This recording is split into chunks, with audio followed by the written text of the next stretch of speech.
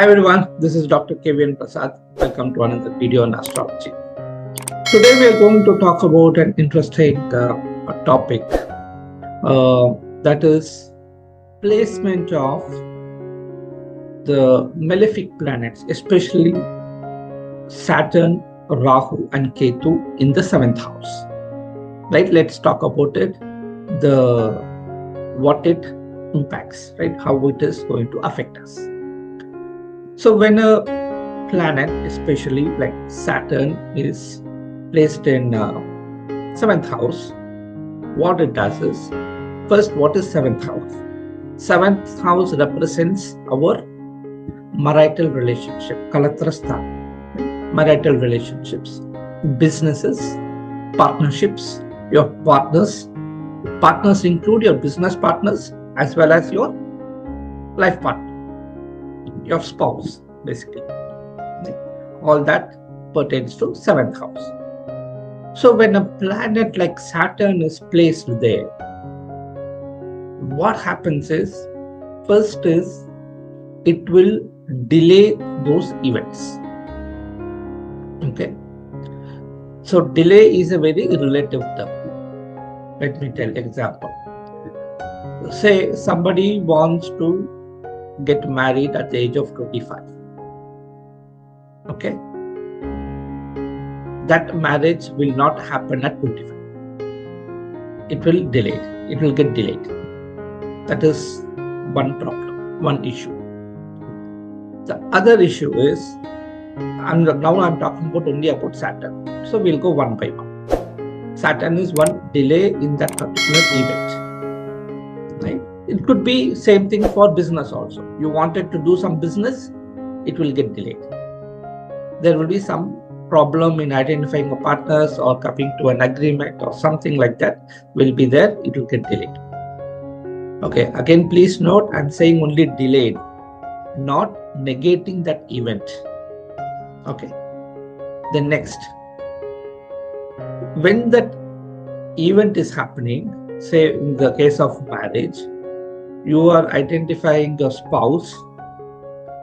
So what happens is, your spouse, every person will have their expectations, correct? Right? We are not talking about whether that expectation is right or wrong, right?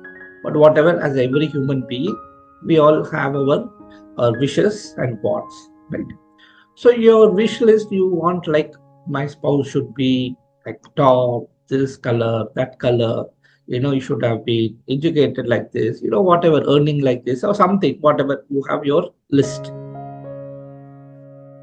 Say in that, you want like some core characteristics will be there, core things will be there that you don't want to compromise. Okay, remember that. That will be 2 or 3 items.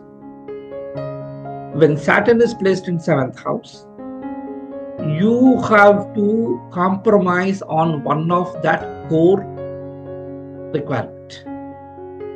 Say for example, somebody might think, okay, I am 6 feet tall, so I want my wife to be, if it is a male I'm talking about, should be like equal to my height.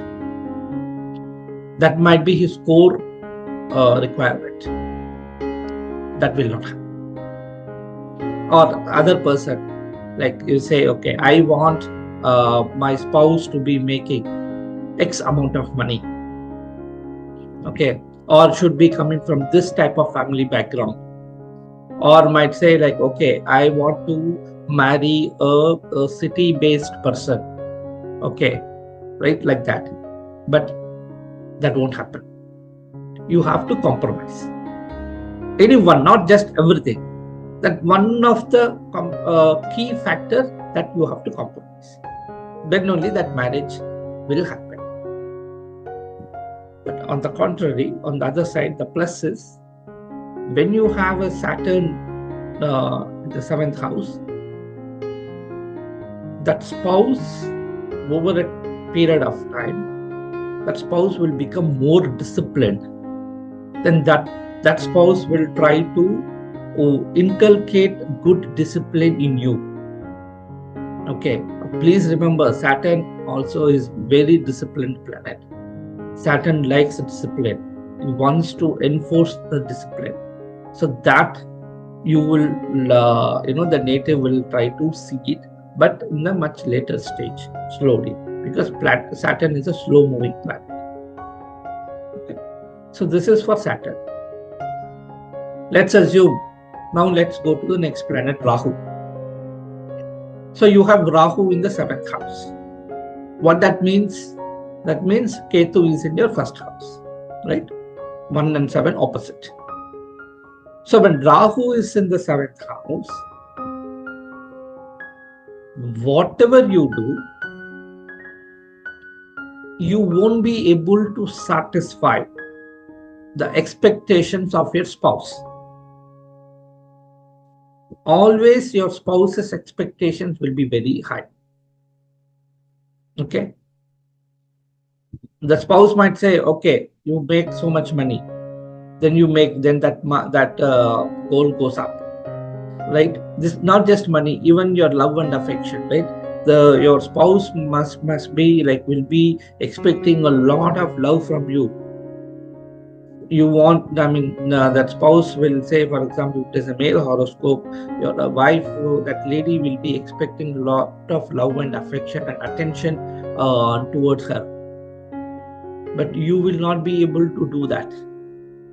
So because of that, there will be a rift. That's all. There is nothing else. So basically, the spouse will be more demanding in nature. That is one. Okay. Now, let's go to the other combination. When Ketu is in the 7th house, then Rahu is in the 1st house. That is you. You expect a lot of love and affection from your spouse, 7th house. But whereas Ketu is detachment. The spouse is nowhere interested. The spouse married for whatever reason. It's not that the spouse hates you, but the spouse interests are entirely different. So that person will not be able to satisfy your demands. That is Ketu's nature. On top of it, now you have Rahu there, your demands are like 200%, 2x, 200%. But whereas she will be, that person, the spouse will be not even be able to meet 50%. So you cannot expect. So the bottom line is, why I'm telling this video is, when you have this type of combinations in your horoscope, you re-baseline your expectations, what you can expect from your spouse, right? So that way, it will help your marital life to go smoothly. Once you know what they are expecting, the other party is expecting, and what your expectations are, there will be a gap. You have to try to bridge the gap, minimize it. Then your life will be smooth. Hope you like this video. We will talk about another topic on another interesting day. Thank you.